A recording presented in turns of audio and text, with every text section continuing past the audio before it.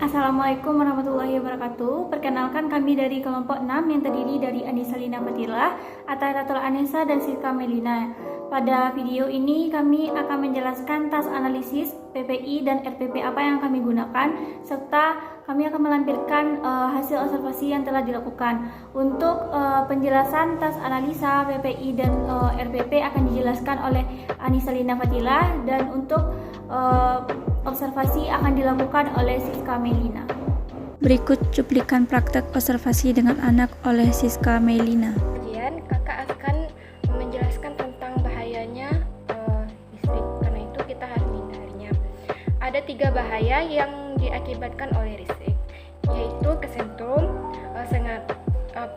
sengatan listrik, panas atau kebakaran, dan ledakan. Kesentrum atau sengatan listrik akan dirasakan jika arus listrik melalui tubuh kita. Biasanya arus akan mulai dirasakan jika arusnya mengalir lebih 5 mA. Pada arus yang kecil, aliran arus hanya akan mengakibatkan kesentrum atau kehilangan kemampuan untuk mengendalikan tangan. Pada arus yang besar, arus listrik bisa membakar kulit dan daging kita. Yang paling bahaya adalah ketika arus tersebut mengalir melalui jantung atau otak. Karena itu, kita harus menghindari bahayanya listrik. Kemudian pemahaman kedua, kakak akan menjelaskan tentang penggunaan stok kontak. Untuk menggunakan stok kontak dengan benar, ada hal-hal yang harus kita lakukan. Yang pertama itu tidak mencolokkan stok kontak ketika tangan basah, tidak mencabut colokan dari stok kontak ketika tangan basah, lalu tidak menyentuh kabel terancang ketika kabel tersebut dialiri arus listrik, terus tidak menyentuh stok kontak ketika keadaan stok kontak basah atau terkena cipratan air. Lalu ketika mencolokkan sesuatu pada colokan dengan tepat, dan hindari menggunakan alat elektronik di kamar mandi. Lalu tidak menyentuh lubang di stok kontak ini. Ini belum kakak colokkan, tidak menyentuh bagian ini ya. Lalu pintu terakhir. Lalu kita akan melakukan prakteknya. Baiklah, kita akan melakukan prakteknya. Coba Jian colokkan charger ini ke stok kontak.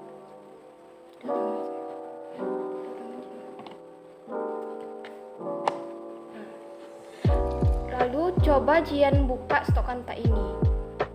Hati-hati, jangan sampai terkena. Bagus. Lalu adakah Jian tadi memegang lubangnya? Jangan memegang lubang ini. Oke. Selanjutnya penjelasan terkait observasi dan program pada anak oleh Anissa Lina Fatila. Saya Anissa Lina Fatila dengan NIM 19003120. Perwakilan dari kelompok 6. Di sini saya ingin menyampaikan materi mengenai RPP dan PPI, yang mana RPP dan PPI ini nantinya sebagai acuan dalam kegiatan observasi bina diri yang akan nantinya kami lakukan. Dan materi yang akan kami ambil yaitu menghindari diri dari bahaya listrik. Sebelum saya menjelaskan dari RPP yang telah kami susun, saya akan menjelaskan mengenai pengertian dari RPP.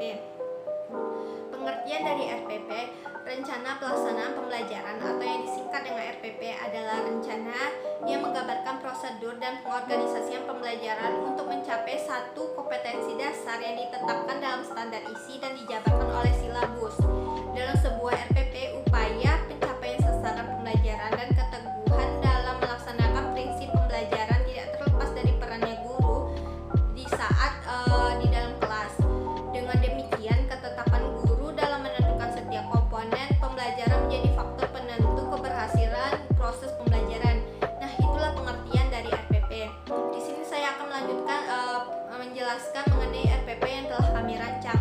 Yang pertama, adanya komponen identitas. Dalam komponen identitas ini terdapat satuan pendidikan, nama dan nama sekolah, kelas atau semester, program kekhususan.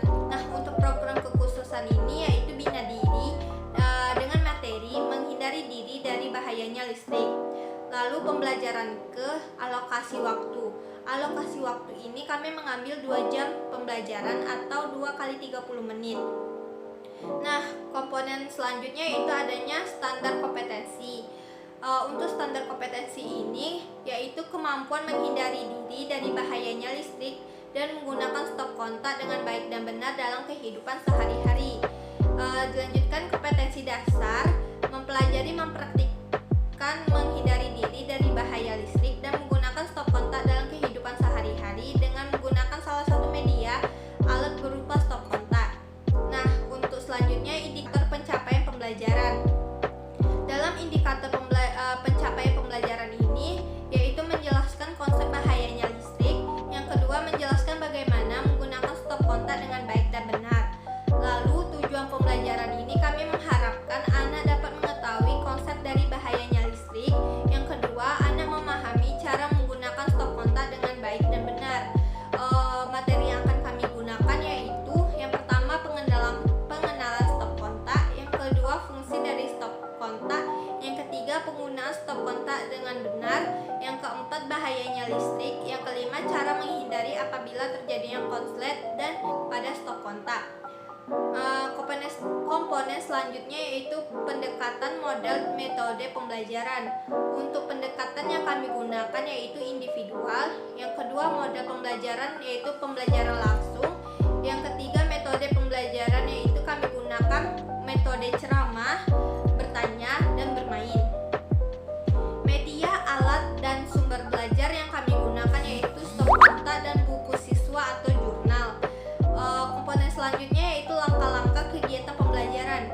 Yang pertama adanya kegiatan pendahuluan. Dalam kegiatan pendahuluan ini, yang pertama guru mengkondisikan siswa dalam situasi belajar. Yang kedua guru membuka dengan mengucapkan salam, mukadimah, dan memulai pembelajaran dengan mengucapkan bismillah dan dilanjutkan dengan pembacaan doa. Nah, yang keempat yaitu membangkitkan motivasi dan perhatian anak dalam menyampaikan tujuan pembelajaran hari ini, yaitu tentang menghindari diri dari bahayanya listrik. Untuk kegiatan inti yang pertama, guru menyampaikan materi pembelajaran tentang konsep bahayanya listrik. Yang kedua, guru menyampaikan langkah-langkah yang akan dilakukan untuk menggunakan stop kontak dengan baik dan benar. Yang ketiga, anak diberi waktu untuk bertanya tentang materi yang telah disampaikan. Yang keempat, yaitu guru mengarahkan peserta didik dalam melakukan kegiatan membahas bahayanya listrik sebagai mana memahami bahayanya listrik.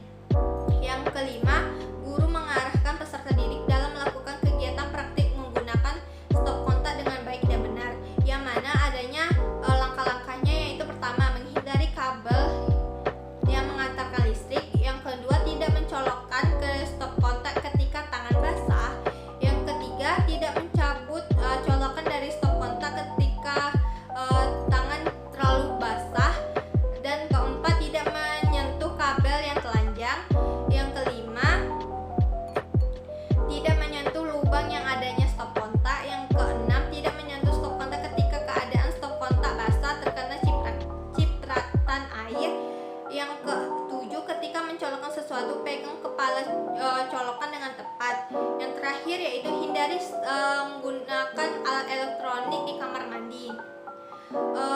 Dalam kegiatan penutupnya, yang pertama guru membimbing anak untuk menyimpulkan kegiatan dalam pembelajaran. Yang kedua, guru menutup pembelajaran dengan membaca hamdalah.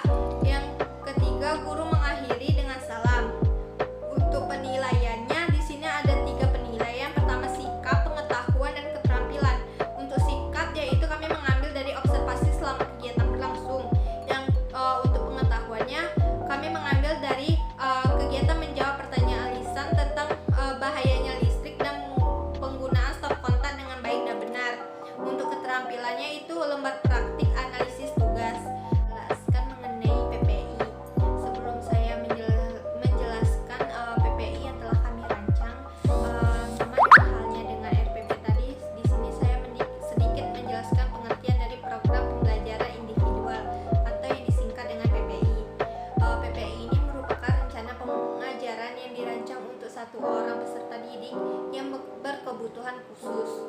PPI harus merupakan program yang dinamis, artinya sensitif terhadap berbagai perubahan dan kemajuan peserta didik, dan disusun oleh sebuah tim yang terdiri dari orang tua, peserta didik, guru kelas, guru mata pelajaran, guru pendidikan khusus, dan peserta didik yang bersangkutan. Nah, itulah pengertian dari PPI. Dilanjutkan dengan PPI yang telah kami rancang, yaitu yang pertama adanya identitas anak, yaitu nama, tempat tanggal lahir, usia, kelas, sekolah, dan kekhususannya. Dan identitas orang tua, yaitu nama dan alamat. Dan juga adanya alokasi waktu, sama halnya dengan RPP tadi, yaitu 2 jam pelajaran atau 2 kali 30 menit. Dilanjutkan dengan deskripsi kondisi awal siswa. Dilanjutkan juga dengan tujuan program pembelajaran individual. Tujuan jangka panjang, yaitu anak mampu menghindari diri dari bahaya listrik tanpa bantuan apapun. Tujuan jangka pendeknya, yaitu anak mampu menghindari diri dari bahaya listrik dalam kehidupan sehari-hari. Nah, komponen selanjutnya itu adanya materi, metode, strategi, model pembelajaran, media, dan alat sumber. Untuk materi sendiri, yaitu kami mengambil menghindari diri dari bahaya listrik melalui stop kontak dengan baik dan benar. Untuk pendekatan strategi, model, dan metode pembelajarannya, yaitu active learning, multisensory. Strateginya individu, modelnya pembelajaran langsung, metodenya demonstrasi, tanya jawab, dan latihan. Nah, dilanjutkan dengan media, alat, dan sumber belajar. Untuk media sendiri, yaitu stop kontak dan listrik. Untuk alatnya, yaitu stop kontak, alat elektronik, air, kabel, dan kabel telanjang. Untuk sumber belajarnya, itu kami mengambil dari buku atau jurnal. Lanjut dengan langkah pembelajaran dan penilaian. Untuk kegiatan langkah pembelajaran dan penilaian, yang pertama, siswa mengamati alat bahan untuk media pembelajaran menghindari diri dari bahayanya listrik. Yang kedua, siswa melakukan diskusi dengan guru tentang alat dan bahan pembelajaran menghindari diri dari bahaya listrik. Yang ketiga, siswa menyimak penjelasan dari guru tentang bahayanya listrik. Yang keempat, siswa menyimak penjelasan cara menghindari diri dari bahayanya listrik. Untuk langkah-langkah menghindari diri dari bahaya listrik ada beberapa langkah. Yang pertama, menghindari kabel yang menghantar listrik. Yang kedua, tidak mencolok ke stop kontak ketika tangan basah. Yang ketiga, tidak mencabut colokan dari stop kontak ketika tangan basah. Yang keempat, tidak menyentuh kabel yang telanjang ketika kabel tersebut dialiri arus listrik. Yang kelima, tidak menyentuh lubang yang ada di stop kontak. Yang keenam, tidak menyentuh stop kontak ketika keadaan stop kontak basah atau terkena cipratan air. Yang ketujuh, ketika mencolokkan sesuatu, pegang kepala colokan dengan tepat. Yang terakhir, yaitu hindari menggunakan alat elektronik di kamar mandi. Untuk itu, siswa melakukan simulasi cara menghindari diri dari bahaya listrik. Dan untuk penilaiannya, yaitu adanya indikator menghindari diri dari bahaya listrik. Tekniknya itu analisis tugas. Bentuk penilaiannya centang sesuai dengan kemampuan yang ditunjukkan. Instrumennya yaitu lembar penilaian. Dalam observasi nanti, yaitu adanya tim terlibat, yaitu guru pembimbing khusus dan orang tua. Untuk kegiatan di rumah, diharapkan anak dapat melakukan aktivitas menghindari kabel yang menghantarkan listrik, tidak mencolokkan colokan ke stop kontak ketika tangan basah, tidak mencabut colokan dari stop kontak ketika tangan basah, tidak menyentuh kabel yang telanjang ketika kabel tersebut dialiri arus listrik, tidak menyentuh lubang yang ada di stop kontak, tidak menyentuh stop kontak ketika keadaan stop kontak basah dan terkena cipratan. Ketika mencolokkan sesuatu, pegang kepala colokan dengan tepat.